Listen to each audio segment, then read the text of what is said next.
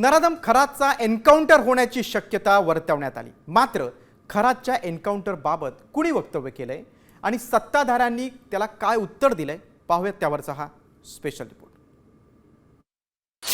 नराधम खरातचा encounter होणार।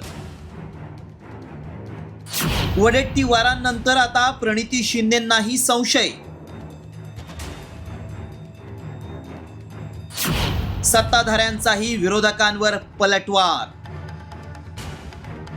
राज्याला हादरवणाऱ्या भोंदू खरातचे दररोज नवनवे कारनामे समोर येत आहेत। आधी SIT आणि आता ईडीनंही खरातच्या चौकशीचा फास आवळलाय।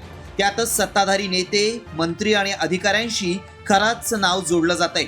त्यामुळेच भविष्यात भोंदू खरातचा एन्काउंटर केला जाऊ शकतो असं वक्तव्य काँग्रेस खासदार प्रणिती शिंदे यांनी केलंय। नाही, आता मला तर वाटतं की खरातांचा कुठेतरी काहीतरी एन्काउंटर करतील, कारण का खूप नावं येणार आहेत ज्याच्याशी ते जुडले आहेत आणि आता जे सत्ताधारी आहेत, मिनिस्टर्स आहेत, त्यांना घेऊन पण ही नावं येणार आहेत। एकीकडे आपण महिला आरक्षणाचा विषय आणि तिथे महिलांचं शोषण होत असेल तर मग खरंच काय तुम्ही कोणत्या पद्धतीत आरक्षणवर होतं, पण ते खालपर्यंत जर तुमचे विचारच महिलांच्या विरोधात असतील तर तुम्ही आरक्षण कसं लागू करणार। 17 मार्चला खरातनं महिलांचं लैंगिक शोषण केल्याचे व्हिडिओ व्हायरल झाले आणि राज्यात खळबळ उडाली।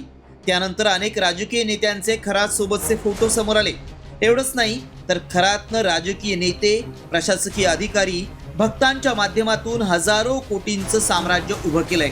मात्र खरातच्या याच हजारो कोटींच्या संपत्तीत अधिकारी आणि नेत्यांचा काळा पैसा असण्याचा संशय व्यक्त केला जातोय। त्यामुळेच खरात कनेक्शन अंगलट येऊ नये म्हणून खरातचा एन्काउंटर होण्याची भीती काँग्रेस नेते विजय वडेट्टीवार यांनीही व्यक्त केली होती। तर विरोधक चुकीची वक्तव्य करून चौकशी भरकटवत असल्याचा आरोप सरकारनं केलाय। हे पुरावे न येता काहीतरी तोंडाच्या वाफा फेकण्याकरता अलग अलग गोष्टी काही काही लोक करतायत।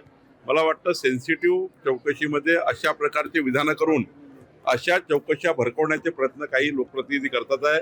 त्यांना माझी विनंती आहे की अशा प्रकरणामध्ये SIT कडे माहिती द्या ना, तुम्ही याला एन्काउंटर होणार आहे, त्याचा एन्काउंटर होणार आहे, कशाला असं मीडियामध्ये आपण स्पेस घेण्याकरता या ठिकाणी बोलत असता।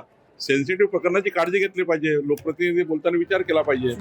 नराधम खरात प्रकरणी ईडीनं चौकशीचा फास आवळलाय। त्यामुळे खरातचं राजकीय नेते आणि प्रशासकीय अधिकाऱ्यांसोबतचं आर्थिक कनेक्शन समोर येण्याची शक्यता आहे। याच दरम्यान चौकशीवेळी खरातनं माझं मरण इथंच असं वक्तव्य केल्याची माहिती सूत्रांनी दिली आहे। त्यामुळे विरोधी पक्षाच्या नेत्यांसोबतच खरातलाही एन्काउंटरचा संशय आहे का असा सवाल उपस्थित केला जातोय।